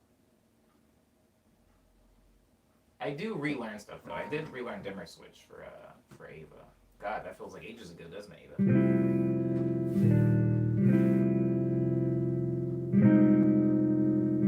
That's dimmer switch, right?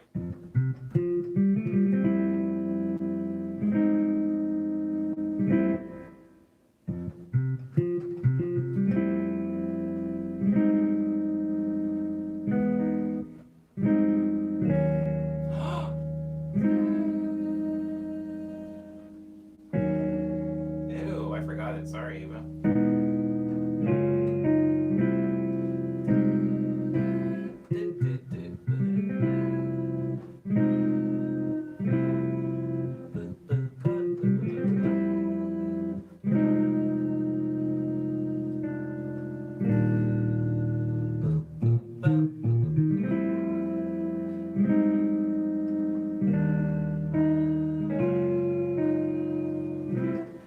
I started learning on violin, but the slide up and down is hard. Is there a slide up and down? Holy crap. If we visit, can we get taught in person how to make a wah wah boy? Maybe. Maybe, who knows? Who knows if I'll remember that nonsense that I said off the top of my head in a video 2 years ago.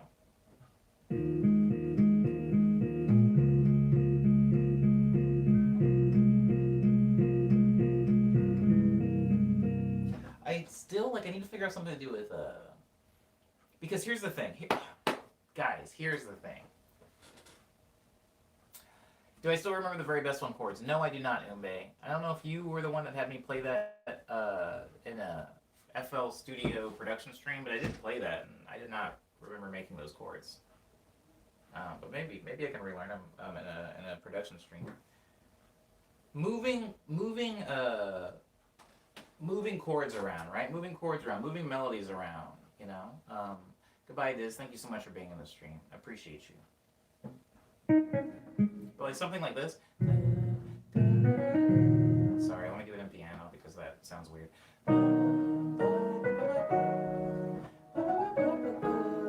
Having it in that cadence, key, whatever, sounds a specific way. Having it here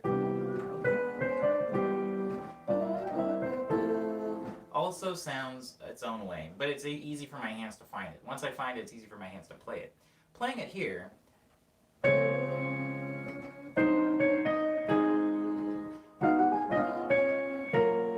also works, but what happened the first time I played this is my hands went like this.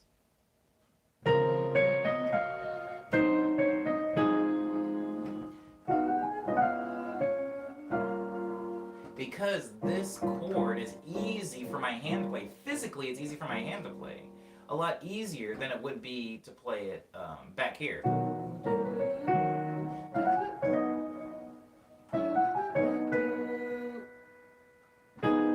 Yeah. See, I found it, but it doesn't feel as natural to my hands.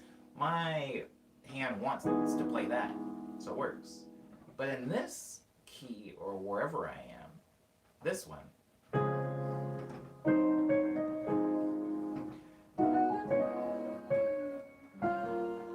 makes sense. And so you kind of can sometimes uncover new paths that a song can go if you play in a different key and you just play what feels right to you in that one, because certain chords are going to be maybe a little bit more complicated or hard to play in different keys. For example, here, that chord, when I play it here, this chord is actually not easy for me to play. I think because it's like black, white, white, black, and so I have to do kind of like this weird formation with my hand to play it. It doesn't feel good, but this chord feels good. It feels natural, it feels easy to play. And so it opens up new like harmonic relationships. So if you are somebody that plays piano and you're self-taught like I am, I would recommend trying to move around some of your own creations. Move it around the piano and see if you can uncover, by accident, some new cool combinations. At least that's how I do it. I think Dimmer Switch uses E flat, which means I either have to play the whole thing in fourth position, oh my god, way high up on the fret, or go between the D and G string a ton. It's just an awkward note to play around. I don't know if that makes sense. That makes so much sense. I'm so glad I have you in the stream, Ava. You don't know how valuable you are to me in the stream. I'm data mining you right now. There's some. Remember in the previous stream where I was talking about frequency range of instruments. Of course, you guys do. Let's pretend you guys do. Um, I was talking about frequency range of instruments because on this here keyboard, I could go to like, ooh, this is an alto sax, and I can play Winter Heart on it.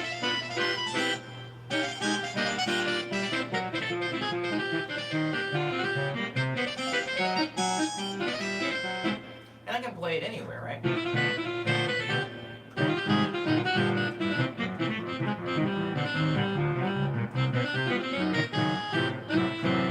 Or play it here.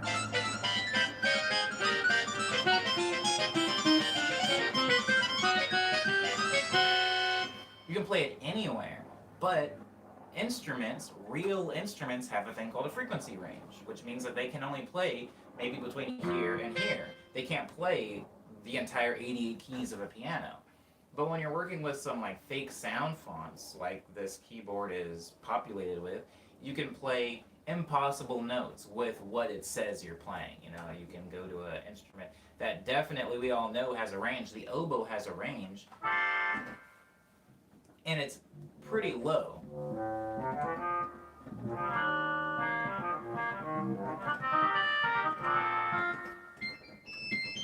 You're not getting a lot of oboe notes up here. You just can't play them on an actual oboe. And so that is one of the limitations or categories, not limitations, that's one of the categories you can think of when writing music to try to make it human. You know, a lot of times when I'm working on music, I'm playing piano, which is my instrument, but I also have a lot of other instruments in my songs that aren't piano. I have guitars in my arrangements. I have strings in my arrangements. I have tons of woodwinds in my arrangements. And a lot of times I'm just playing what I hear in my head and not necessarily thinking about the frequency range of that instrument.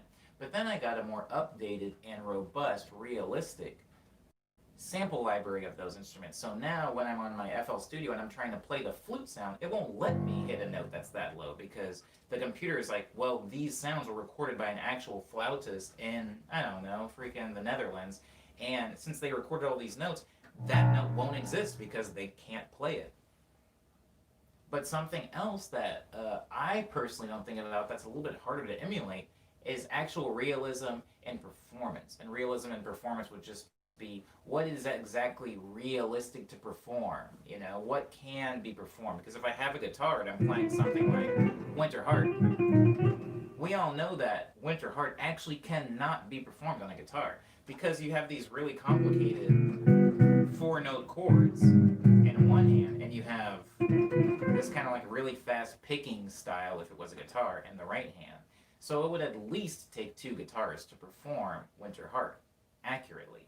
And even if they were able to, the chords that they were playing would not sound exactly like this. There's a whole thing with guitars and how there's a lot of octaves in chords. I personally do not perform a lot of octaves in chords. If you don't know what an octave is, it's the same note played at like a cycle, like a frequency cycle. So this note, this note, this note, this note, this note, this note. They're all the same note, they're just octaves of each other. A lot of guitars, when you're well, all guitars, if you're playing chords in them, they will have an octave like this, be a guitar chord, because you have an octave in there. And that's just because of the way that the strings are arranged on a guitar. You have a lot of octaves. Now, when I'm playing piano, I very rarely use octaves. Instead, I've used these like really close together, crunchy chords a lot of time. Something like that. 1, 2, 3, 4, 5, 6, 7, 8. It's already 8 notes in this chord. Can a guitar play that? Well, most guitars don't have 8 strings, so you're not going to be able to play that on a guitar. At least not easily, reliably, and frequently. So a lot of my music will take a guitar sound like this, and I'll play chords like that.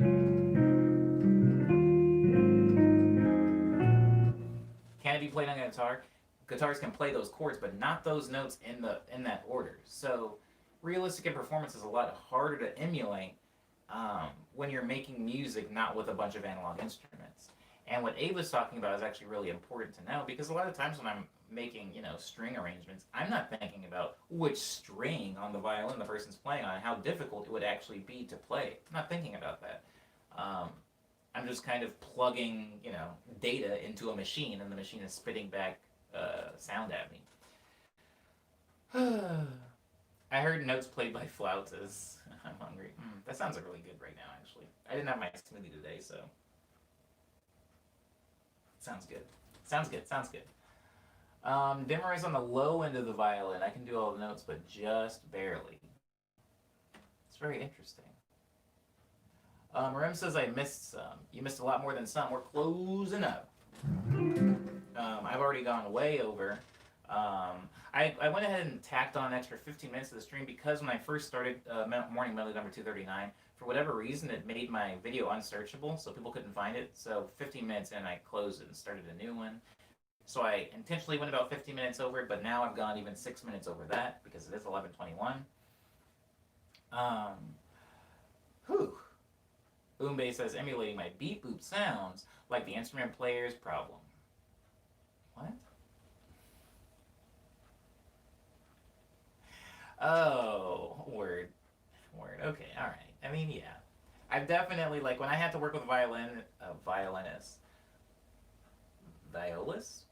Violinist. I'm going to say violinist until somebody corrects me. When I had to work with one for Suspended in Love, which still remains to be my only song that has real string performances on it, I felt so bad for those people, because if you've heard the bridge, if you haven't heard Suspended in Love, please go listen to Suspended in Love. Even if you don't listen to the whole song, just, like, fast forward to, like, about halfway through the song and listen to that bridge.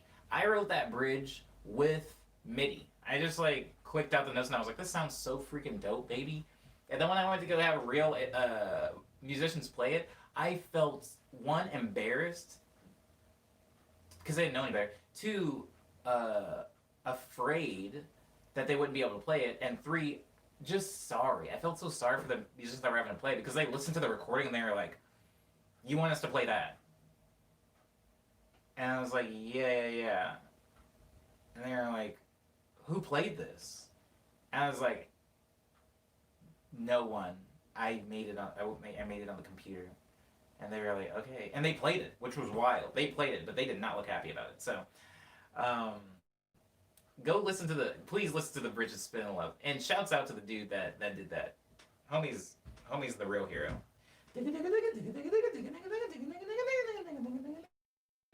It's all 16th notes.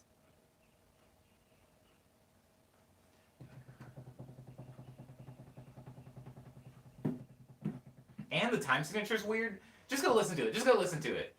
I just heard it says it right. Yeah, it was horrible. I felt so bad. The studio, I went down to the studio in Highland Park, and they all showed up. And if you listen to the other strings on that track, they're pretty easy. So they were like, this is easy.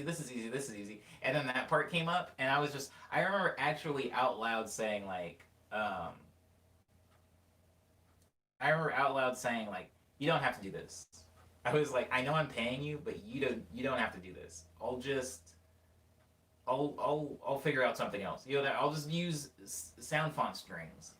But these were classical musicians, and classical musicians are very different than me.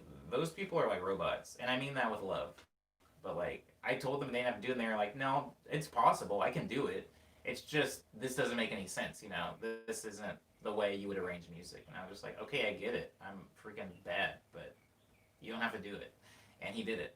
He did it in 2 takes, by the way. Technically, he did it in 1 take. He did 1 take, and then he did a 2nd take, and we ended up keeping the 1st take. And I was just like, yo, what the heck?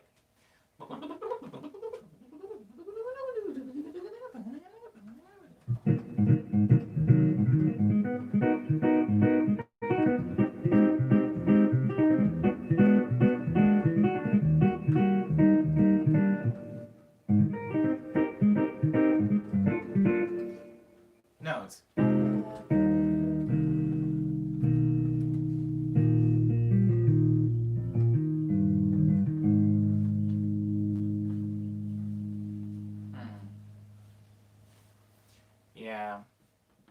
Yeah, I mean, to be fair,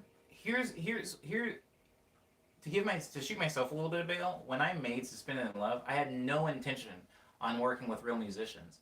I made Suspended in Love, and I just had it sitting as a demo on my computer, and then the opportunity to work with a real string quartet came up, and they were like, "Send us something you have that has strings, so that we can at least get a song idea." And I was like, "Well, this is unreleased. Let's do this one." And then yeah, only when it came time to record was I like, "Oh my god." Something that's kind of cool about that Suspended in Love. Suspended in Love was recorded in the same studio that freaking Goosebumps was recorded by Travis Scott. I get those goosebumps every time. That's where Suspended in Love was recorded. Isn't that stupid? Isn't that the dumbest thing that you've heard all day? Alright, guys. I have Signals. Is a jazzy EP that I've recorded and released. Go check it out. It has love letters on it. Tall Tales is another EP. It's more experimental. It has Beneath the City on it. Embrace is on another EP that I have called House of Omni. Go check that one out. Also, I have the Dream series, starting with Nice Dream, which is like indie pop. That's followed by Love Dream, which is like love songs, but also indie pop. Followed by Speed Dream, which is more of a short story that I scored and released on SoundCloud and YouTube. Followed by Daydream, which is more of an orchestral, breakbeats, drum and bass type album. It's got Shoto Clone on it, which was feat percussively for me at the time. And that is followed by Lush Dream, which is more of a chill, down tempo, like laid back beat type thing. A lot of samples on there too, samples of my older works. And that was followed by Quick Breath, which was more of a housey R&B EP, which was followed by finally Ego Death, which was very ambient, more chill, sad stuff. Thank you, Hamza. Appreciate it a lot. Appreciate the like. If you haven't liked the stream, go ahead and please toss me one of those, and I will eat it over the weekend. Guys, you can hear all of that music on Bandcamp, SoundCloud, Spotify, iTunes, Apple Music, Google Play, Amazon MP3, Tidal, Groove, Deezer, Pandora, Napster, and YouTube. Other news, there is no production stream tomorrow. The production stream is going to be next week, guys. Now, I know this is breaking form, and I do apologize. Oh my god.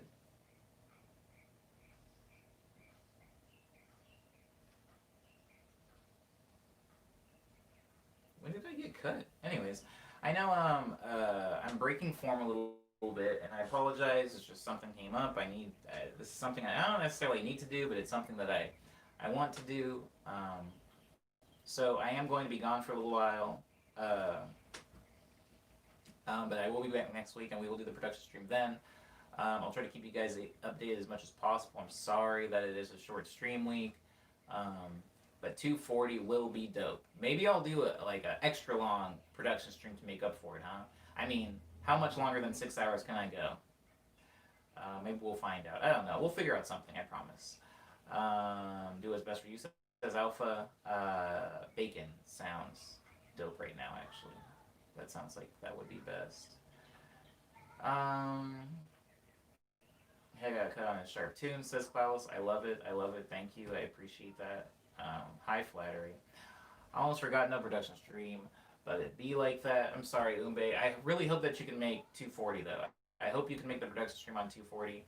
I'm pretty excited about it just because I haven't worked with any of my stuff for a while, so I know it's going to be fun to open up all of that Plunderphonics. But I do want to take this pretty extended break. Guys, send me stuff. It doesn't matter. I don't care the quality of the recording. I don't care what you're saying. I don't care if you're not saying anything. Maybe you're just snapping your fingers. Maybe it's your dog barking. Maybe it's the sound that your cat makes. Maybe it's not even something you made. Maybe it's an episode of Ellen that you really like. You really like the way Ellen laughed on this one episode. Or maybe it's an episode of the Steve Harvey Show. Or maybe it's an episode of Corey in the House or something. And you really love this one joke. And you found the YouTube clip of it. Just send me anything. You know, if you want to upload it, you can send it to me through Discord, through like a Discord DM. If you can't or you can just post it in the Discord channel, the server that I have. So post it in the channel or in a DM. And if you can't like get or acquire the sound yourself, just send me a link, a YouTube link of what the sound is. Over the weekend or the top of next week, I will start downloading and compiling all these sounds, guys. And then when we get to Morning Medley number 240, I am going to try to make music with all of these things. I do say try because I can fail. I'm pretty confident that I won't, but I'm trying to be realistic here.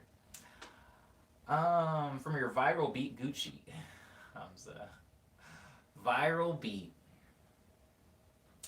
From your viral beat Gucci being featured in popular meme to being featured in very popular game, you have come a long way. In the future, I bet there will be an Omni Boy type beats. Hamza, that's so sweet. That's so sweet. I can't hug you because I don't know where you are. I'm sure it's outside of a 6 feet radius from me, so I cannot hug you. But know that I would if I could. What a nice thing to say. First of all, viral beats wild. I've never heard anybody refer to Gucci as a viral beat. I don't know if I've ever heard the word viral beat before, like the term viral beat. That's sick. Secondly, being featured in a very popular game. Are you talking about Roblox? I didn't give them permission to do that. Just put that in there. The kids, they love Roblox. Anywho, I do really appreciate you saying that, Hamza. Thank you. If you're saying maybe there will be an Omni Boy type beat in the future, maybe. But I feel like my music writing style is so inconsistent that for there to be Omni Boy type beats, they would have to get more specific about what phase they were going in.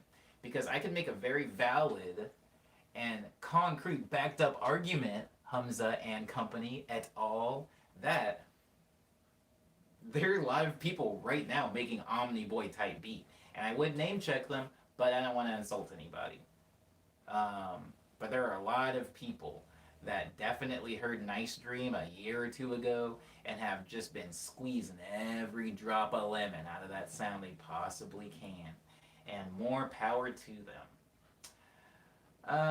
You're making a fan base song, eh? Says Cloudless. Well, I'm just making a Plunderphonic song. I mean, Cyber's already in a song. I'm just saying, the more the merrier. Hop on. Hop on, hop off. Artists like Omni and me can only make Pharrell type beats. Ooh! Alright. Word. Word up. God, I have no idea where I'm going. Okay, I do need to wrap it up, guys.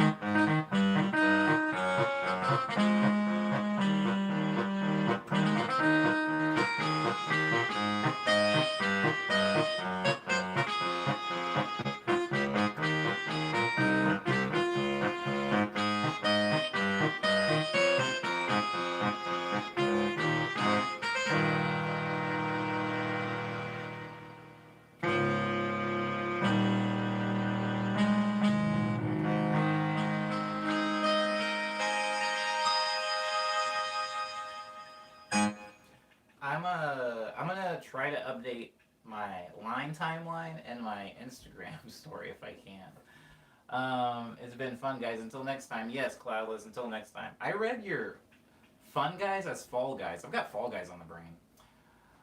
I don't know. We can make a submissions channel. We can. We can. Maybe we should. I'm gonna get on Discord right after this, actually, just for a few minutes because I do need to leave. I need to leave in the next 20 minutes.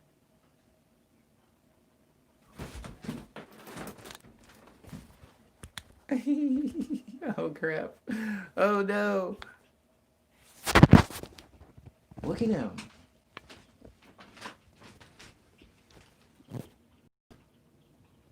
Can you guys see him? Can you see the squirrel? Why are they on palm trees now?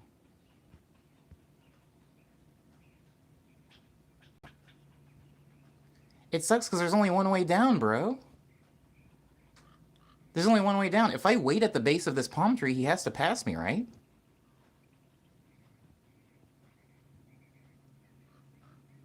He's screwing himself. I'm gonna go out there. Hold on. I need to end the stream first. Crap. Alright, thank you everybody for being respectful and being polite to each other. I hope you guys do enjoy your weekend. I'll be around. I won't be on YouTube, but I will be around. I'm gonna get on the Discord right after this. I'm gonna try to like organize some stuff, make Cyber a mod, make a submissions channel for sure. But please enjoy your weekend. Abo everybody. Yeah, I'm gonna go sit at the base of this for a second. Or at least put my car down there. He's got to come down.